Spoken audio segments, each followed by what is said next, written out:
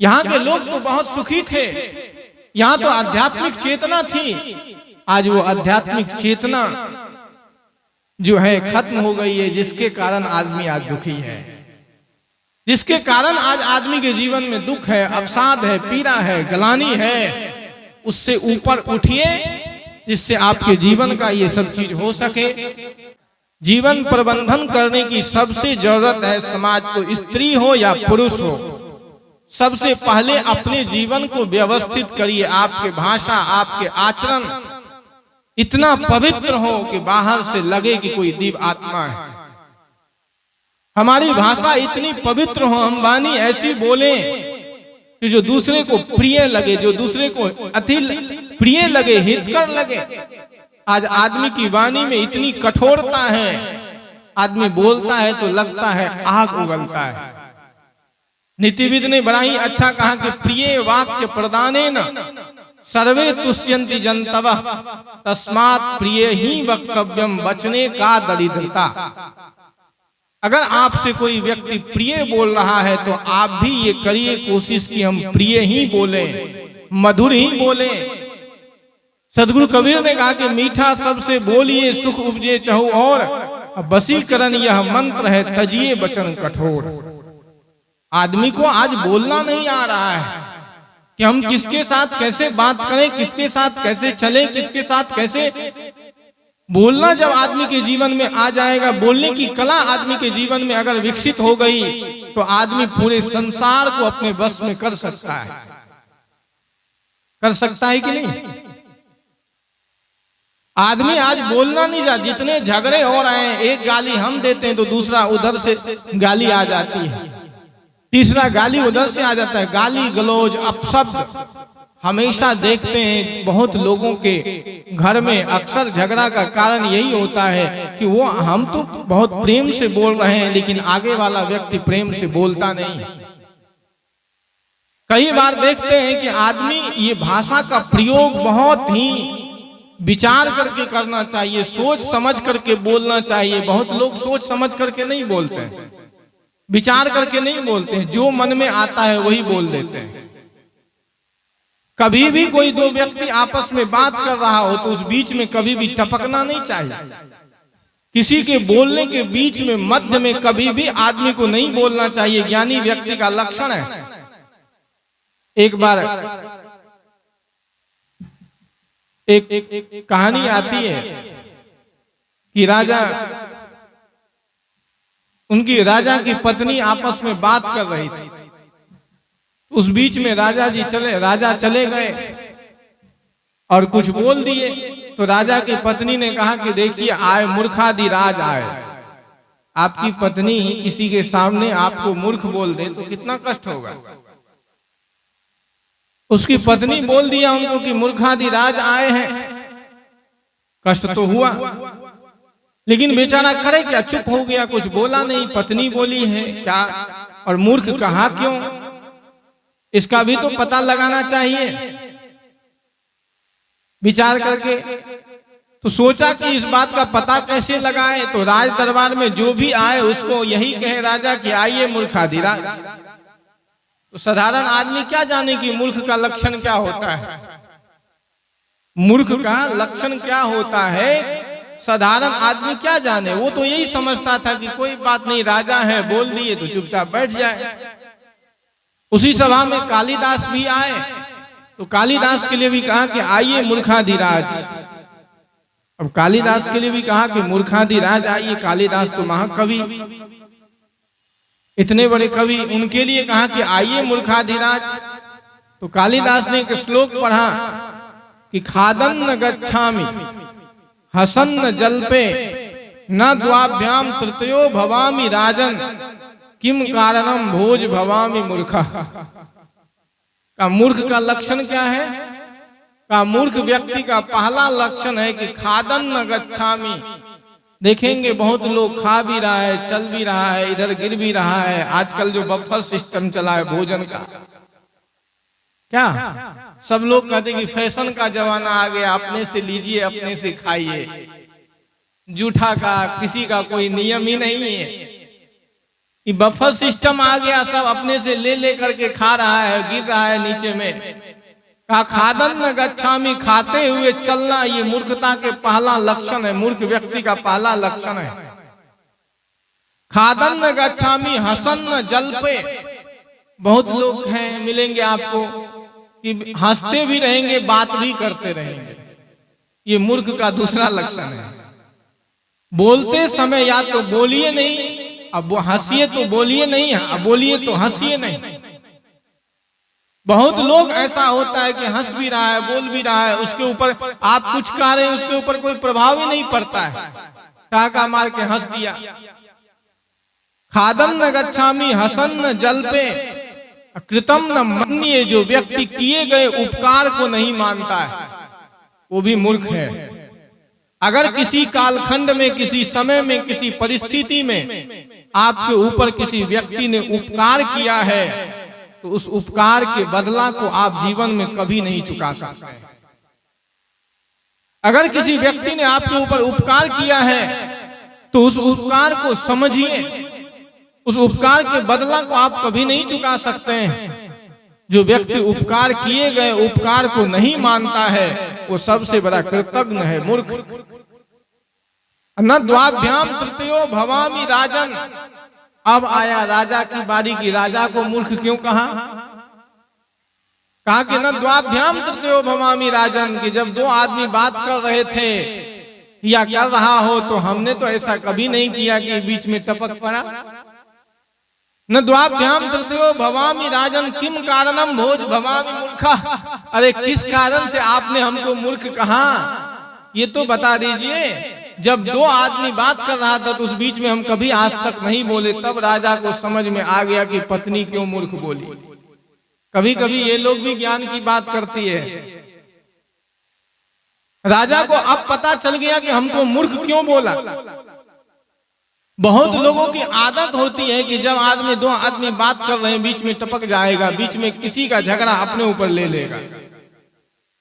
समाज में ऐसे लोग होते हैं, ऐसे विचार वाले लोग भी होते हैं, लेकिन कभी भी वाणी पर संयम रखना सबसे बड़ी साधना है। आपकी वाणी बिल्कुल इतना संयमित हो।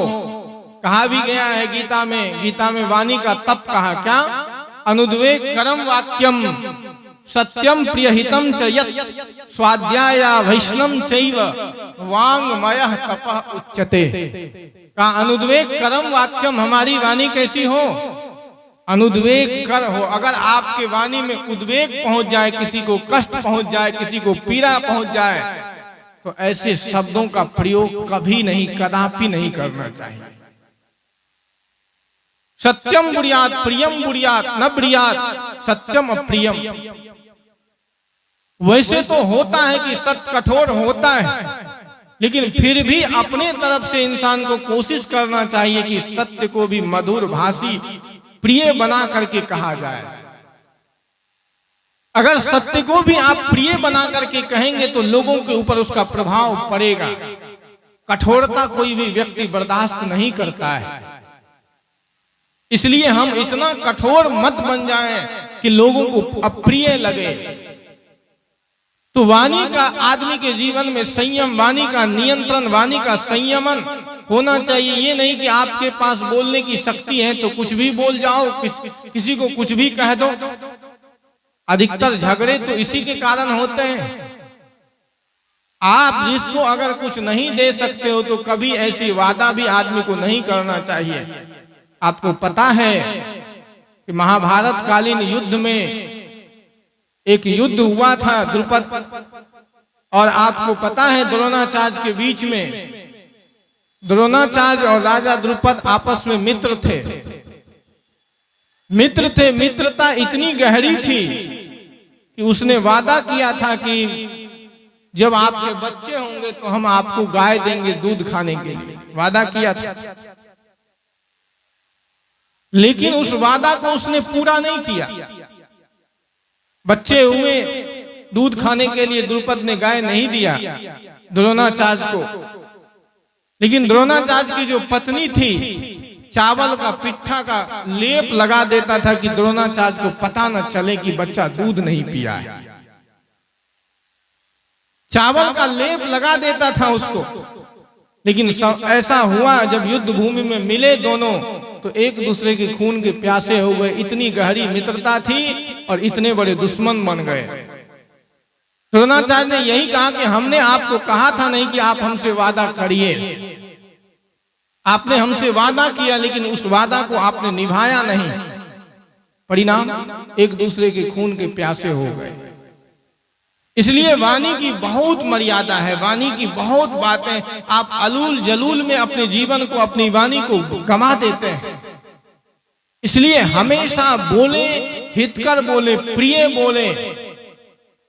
भर्तृहरि ने तो यहां तक कहा था कि केयूरानी न भूषयन्ति पुरुषम, हारा न चंद्रोज्ज्वला, न स्नानम, न विलेपनम, न कुसुमम, न अलंकृता मूर्धजा, वान्येका समलंकरोति पुरुषम या संस्कृता धार्यते, क्षीयन्ते खलु भूषणानि सततम, वागभूषणम ही भूषणम। केयूरानी न भूषयन्ति पुरुषम का, पुरुष को, स्त्री को बड़े बड़े बाजू बंद हैं, केयूर लगा रखे हैं, बाल में चंद्रमा की तरह अलंकार हैं, आभूषण हैं, वो आभूषित नहीं करता है। आजकल के बच्चे नवयुवक आपको देखे होंगे कि बाल का कटिंग करता है ना, यहां से कटिंग कट छटाता है, यहां से और बीच में ही क्या करता है, बीच में वो चिड़िया का घोंसला के जैसे बना लेता है, कटिंग करता है। आदमी जुल्फी रखता है, सामने में माताएं लोग जुल्फी निकाल के घूमती है। ये फैशन है आज का। मुंह में आप लिपस्टिक लगाएं कि नहीं लगाएं, इससे आपकी महानता नहीं है। कोयला भी काला है, कौआ भी काला है, लेकिन दोनों के कालापन का पता कब चलता है, अच्छाई का पता कब चलता है? जब कोयल बोलती है तो कितना मधुर बोलती है, और कौआ बोलता है तब कितना टेंटे बोलता है। तो केयूरानी न भूषयन्ति पुरुषम, हारा न चंद्रोज्ज्वला। केयूर से आदमी आभूषित नहीं होते हैं, स्नान करने से भी आदमी आभूषित नहीं होता है, सुंदर वस्त्र धारण करने से भी आदमी आभूषित नहीं होता है।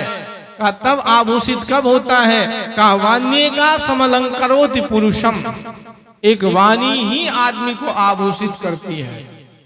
क्या आप कैसे बोलते हैं, किस परिवार, किस खानदान में आपका जन्म हुआ है, इसकी पहचान कब होती है? जब आप बोलते हैं, जब आपके मुंह से शब्द निकलता है। आप बाहर से कितने सुंदर हैं ये बहुत मायने नहीं रखता है, मायने ये रखता है कि आपकी वाणी कितनी पवित्र है। तो एक प्रबंधन वाणी का किया जा सकता है, एक नियंत्रण वाणी का किया जा सकता है, एक संयमन वाणी का किया जा सकता है कि हमारी वाणी में कहीं अभद्रता ना हो, अश्लीलता ना हो, हम अश्लील शब्दों का प्रयोग न करें। कई लोग बात बात में गाली दे देते हैं, बात बात में अभद्र शब्दों का प्रयोग कर देते हैं। बताइए कितनी अभद्रता है, कितनी अश्लीलता है। परम पूज्य गुरुदेव जी कहा करते थे इस संदर्भ में कि एक माता थी, अपनी बेटी को गुस्सा में कह दिया सौतीन। गुस्सा में क्या बोल दिया? सौतीन। तो साहब जी बोले, साहब जी भी वहीं खड़े थे, साहब जी के सामने में बोल दिया। तो परम पूज्य गुरुदेव जी ने कहा कि अगर ये वाक्य तुम्हारा सही हो जाए तब क्या होगा? तब क्या होगा? गुस्सा में, क्रोध में तो आपने अपनी बेटी को सौतीन बोल दिया, अगर ये वाक्य आपका सही हो जाए तब क्या होगा? कितनी अश्लीलता भरे शब्दों का प्रयोग हम कर देते हैं क्रोध में आकर के। क्रोध के आवेग में जब कभी आपके भीतर में क्रोध आए तो चुप हो जाइए। कभी आपके भीतर में आवेग आए तो अपने आप को शांत कर लीजिए, अपने आप को स्थिर कर लीजिए, लेकिन अशब्द का प्रयोग, असभ्य शब्दों का प्रयोग मत करिए। गाली मत दीजिए किसी को, किसी के लिए अपशब्द मत निकालिए। इस तरह से जीवन का प्रबंधन किया जा सकता है, इस तरह से जीवन का परिमार्जन किया जा सकता है, इस तरह से जीवन को व्यवस्थित किया जा सकता है। आज समाज में तमाम तरह के कोढ़ उत्पन्न हो रहे हैं, जिस पर विचार करने की जरूरत है, जिस पर चिंतन करने की जरूरत है। मंदिर मस्जिद भगवान पर बात करना तो बाद में, पहले इंसान बचेगा तब न भगवान को खोजिएगा। इंसान बचेगा तब न ईश्वर को ढूंढिएगा। इंसान का जीवन व्यवस्थित हो जाए, इंसान का जीवन सही हो जाए, इसके लिए क्या हो रहा है? आज लोग, बड़े बड़े लोग, छोटे छोटे लोग फांसी लगा के मर रहा है। आज ऐसा क्यों? क्योंकि उसको जीवन प्रबंधन करने नहीं आया। इसीलिए अभी भी, आज भी मैं मोबाइल पर देखा कि 3 बच्चे ने फांसी लगा लिया। क्या अभी क्रिकेट मैच हुआ था कि नहीं? क्रिकेट मैच, गुल्ली डंडा में तो सब पागल हो जाता है। साधु सब भी देखते हैं मैच के पीछे, बड़ा पागल हो जाता है गुल्ली डंडा वाला मैच। और उसमें आप देखेंगे कि वो आदमी को क्या बना रहा है, आज जुआरी बना रहा है, जुआ खेलने का लत लगा रहा है। ड्रीम 11 पर लोग गेम खेल रहे हैं। आज भी दिखाया कि टीम बना करके लोग गेम खेल रहे हैं। आज दिखाया कि 3 बच्चे ने आत्महत्या कर ली। किसके कारण? उसी गेम खेलने के कारण। पहला बच्चा इसलिए आत्महत्या किया कि उसने जहां जिसके घर में रहता था 50 लाख की चोरी कर लिया, मर गए। दूसरा बच्चा इसलिए आत्महत्या किया कि उसने 30,000 रुपए की 35,000 रुपए का कर्ज गेम में हार गया। तीसरा बच्चा इसलिए आत्महत्या किया कि 70,000 का कर्ज उसके ऊपर हो गया गेम खेलने के चक्कर में। छोटे छोटे बच्चे आज घर में क्या कर रहे हैं? सुबह से शाम तक गेम चला रहा है, मोबाइल में गेम कर रहा है। न सोने का न जगने का कोई प्रबंधन नहीं है, गेम खेल रहे हैं। और इसका परिणाम आज समाज में आ रहा है, लोग मर रहे हैं। क्यों? इस जीवन को जिया जा सकता है। इस जीवन को अगर आपने व्यवस्थित संसाधन तो लाए, लेकिन उस संसाधन का प्रयोग आपको विधि नहीं आया, परिणाम आपके जीवन में आया।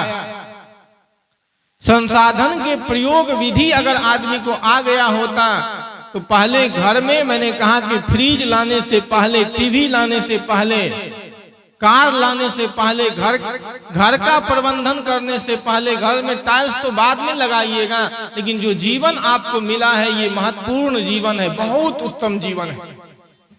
इस जीवन को जिस व्यक्ति ने व्यवस्थित कर लिया, उस व्यक्ति का जीवन बिल्कुल पवित्र होगा। वो व्यक्ति कहीं भी जाएगा तो आदमी वो सुखी जीवन जी सकता है।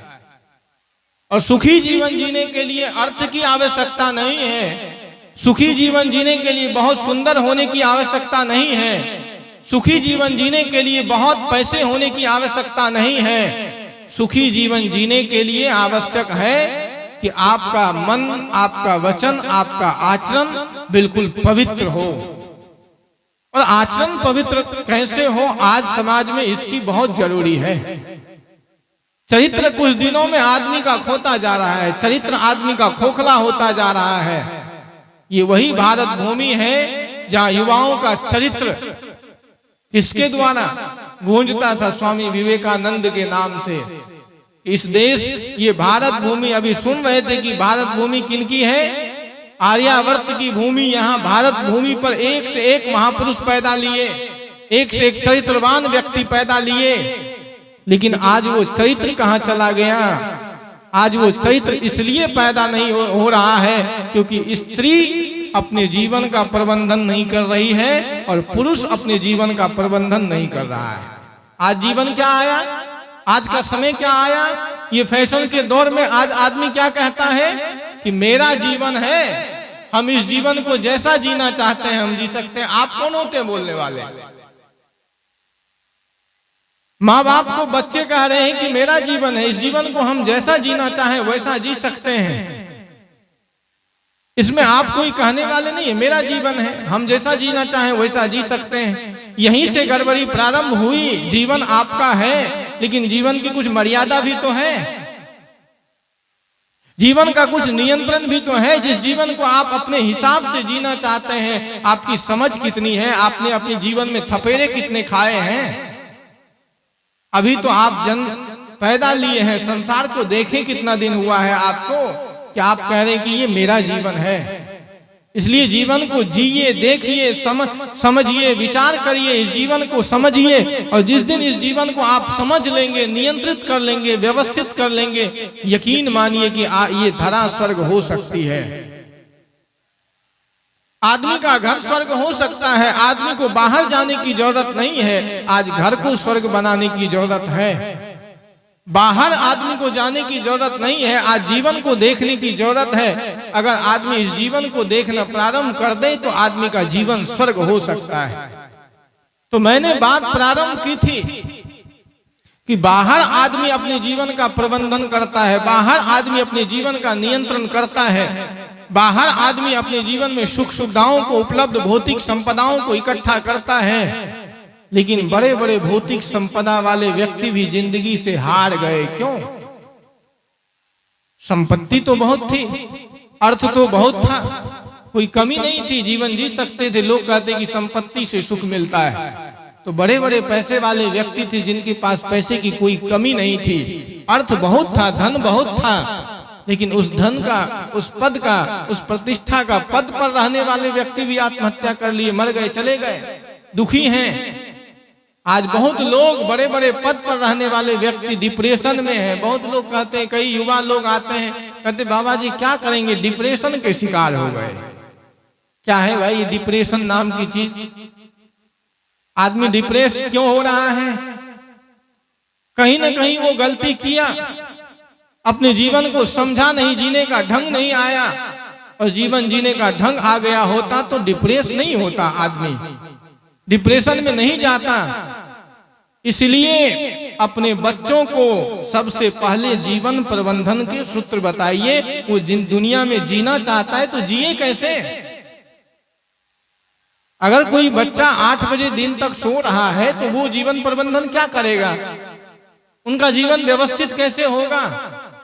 कभी आप अपने घर में अपने बच्चों की चारित्रिक समीक्षा की कि वो कर क्या रहा है, देख क्या रहा है, जा कहाँ रहा है? अभी मोबाइल में हम देख रहे थे कि एक बच्चा 16 साल के बच्चा 16 साल की बच्चा 10 साल की बच्ची के साथ रेप किया, बलात्कार किया। कहाँ जा रहा है समाज? ये क्यों हो रहा है? क्योंकि आप अपने बच्चे का, एक 10 साल की बच्ची का इंस्टाग्राम पर एक अकाउंट नहीं, यार ये सब भी बात करने की जरूरत है, समाज में आवश्यकता है। एक अकाउंट नहीं, 7-7, 10-10 अकाउंट था। क्यों? ऐसा क्यों हो रहा है? क्योंकि आप अपने बच्चे के हाथ में मोबाइल तो थमाया, लेकिन उसके चारित्रिक समीक्षा नहीं की, कभी उनके चरित्र का मूल्यांकन नहीं किया, उनके चरित्र को आप नहीं देखा कि वो कहां तक हैं, उनकी यात्रा कहां तक हुई है। एक प्रसंग आता है रामायण का, मैं ये प्रसंग कह करके अपने बातों को संक्षिप्त करूंगा। रामायण का एक प्रसंग आता है कि राम जी वन में घूम रहे थे, वन प्रदेश में। यही मौसम अभी जो है, कौन सा मौसम है? बसंत ऋतु। बसंत ऋतु में क्या होता है कि आम में मंजर आ जाते हैं, बड़ा अच्छा लोगों को लगता है मौसम, न ठंडी न गर्मी, बिल्कुल एक अच्छा वातावरण। राम जी जा रहे थे रास्ते से पगडंडी पर, आम से मंजरे हुए वृक्ष को देख करके राम जी ने लक्ष्मण की चारित्रिक समीक्षा की। ये लक्ष्मण है, इसका चारित्रिक स्तर क्या है, इसकी थोड़ी समीक्षा तो कर लें, इसके चरित्र को तो देख लें। राम जी कहते कि फलम दृष्ट्वा पुष्पम दृष्ट्वा दृष्ट्वा च नव यौवनम कांचनम, कस्य न विचलिंग मनः। फल को देख करके, ये पुष्प से लदे वृक्षों को देख करके, लताओं को देख करके, पुष्प वाटिका को देख करके और ये मौसम को देख करके किसका मन विचलित नहीं हो सकता है? राम जी ने कहा। तो लक्ष्मण इसका जवाब देता है, उत्तर देता है, पिता सत्यवर्त यथा माता सत्यवर्तिष तथा। जिसका पिता सत्यवर्त हो, माता सत्यवर्ती हो, और जिसके भाई इतने आदर्श और मर्यादा वाले व्यक्ति हो, उस व्यक्ति का मन कभी भी विचलित नहीं हो सकता है। न फल को देख करके, न पुष्प को देख करके, न लताओं को देख करके, न नवयुक्तियों को देख करके उस व्यक्ति का मन कभी विचलित नहीं हो सकता है। यह है चारित्रिक समीक्षा। ये है समीक्षा। कभी आपने अपने बच्चे की चारित्रिक समीक्षा की? अगर नहीं की तो कल आपके बच्चे किसी खेत में मिलते हैं, किसी जगह मिलते हैं, गर्दन कटा हुआ मिलता है, तब आप रोते हैं, चीखते हैं, चिल्लाते हैं कि हमारे बच्चे के साथ ऐसा हो गया। संभावित घटना है, कुछ भी हो सकता है, ये दुनिया है। इसलिए पहले से सजग हो गए होते तो ऐसी घटना तो नहीं घटती। पुरुष है तो आप अपने बच्चों को इतनी मर्यादित बनाइए, इतनी मर्यादा में रखिए, उसको इतने मर्यादा की शिक्षा दीजिए कि किसी भी माँ बहन की तरफ वो गलत दृष्टि न देखें, दृष्टि कभी भी गलत निगाह से न देखें। क्योंकि हमारी संस्कृति हमारी रही है कि मातृवत प्रदारेषु परदर्वेषु लोष्टवत यह पश्यति सह पंडिता। मातृवत प्रदारेषु, जो व्यक्ति दूसरे की स्त्री को माता बहन की दृष्टि से देखता है, परदारेषु, दूसरे की स्त्री में मातृबुद्धि और दूसरे के धन में ढेला के समान, स्त्री पुरुष में, पुरुष स्त्री में, इस भाव से वर्तने वाला देश रहा है। लेकिन आज वही जगह आ गया, क्या समाज आ गया, क्या परिवर्तन हुआ? आप लोग तो नहीं जानते, शहरों में एक कल्चर फिर से नया प्रारंभ हुआ, लिव इन रिलेशनशिप, इंग्लिश शब्द है। वही बात कि मेरा जीवन है, हम जैसा जीना चाहें। अब शादी की परंपरा भी पारिवारिक जीवन लोग जीना नहीं चाहते। अगर आपने अपने बच्चों को बाहर स्कूल में पढ़ाया है तो वो कहते कि अब हम शादी करना नहीं चाहते। क्यों? क्योंकि शादी तो बड़ा कठिन काम है, उसको निर्वहन करना, कभी दुख के भी थपेरे आते हैं, कभी सुख भी आता है, कभी बहुत कष्ट आता है।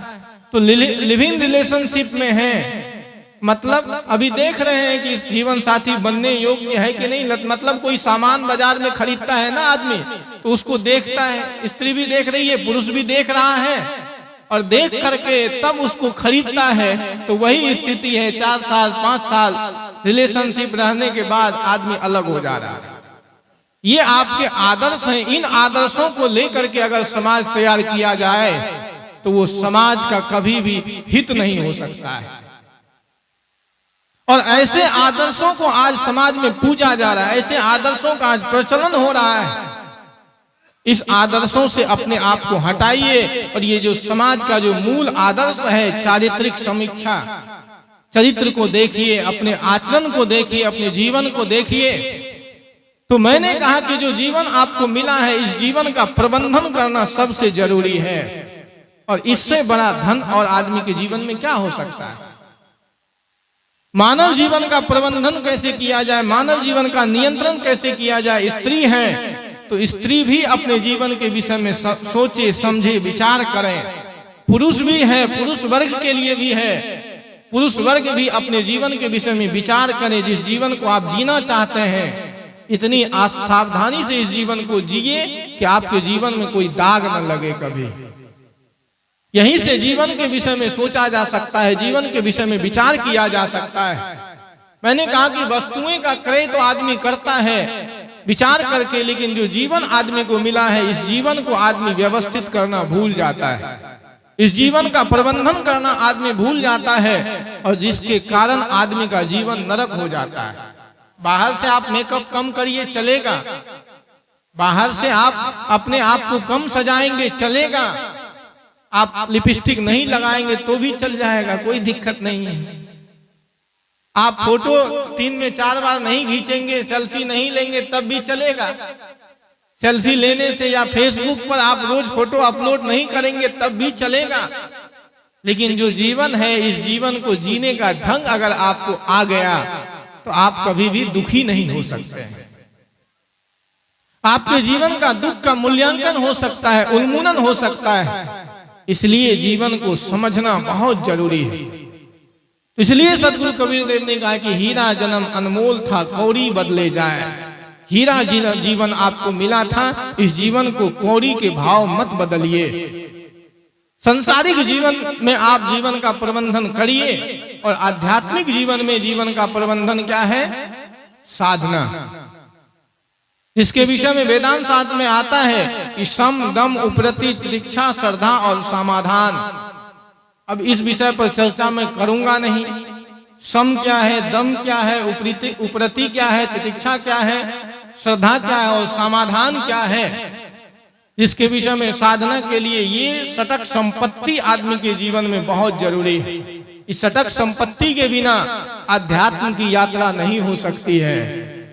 इन दो सूत्रों के द्वारा आदमी अपने जीवन का प्रबंधन कर सकता है। बाहर से आदमी अपने जीवन को व्यवस्थित करे, पारिवारिक जीवन में व्यवस्थित जीवन जीने के लिए ये सारे नियम हैं। मन वचन चित्त आचरण आपका पवित्र हो और भीतर से साधनात्मक पवित्रता के लिए, कल्याण के लिए, उद्धार के लिए सम दम उपरति तितिक्षा श्रद्धा और समाधान जिस व्यक्ति के जीवन में है वो व्यक्ति स्वयं का कल्याण भी कर सकता है और सुखी जीवन जी सकता है। डिप्रेशन, चिंता, अवसाद सब कहाँ जाएगा कोई पता ही नहीं चलेगा।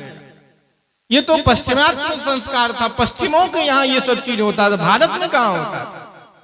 यहाँ के लोग तो बहुत सुखी थे, यहाँ तो आध्यात्मिक चेतना थी। आज वो आध्यात्मिक चेतना जो है खत्म हो गई है, जिसके कारण आदमी आज दुखी है, जिसके कारण आज आदमी के जीवन में दुख है, अवसाद है, पीड़ा है, गलानी है। उससे ऊपर उठिए जिससे आपके जीवन का ये सब चीज हो सके।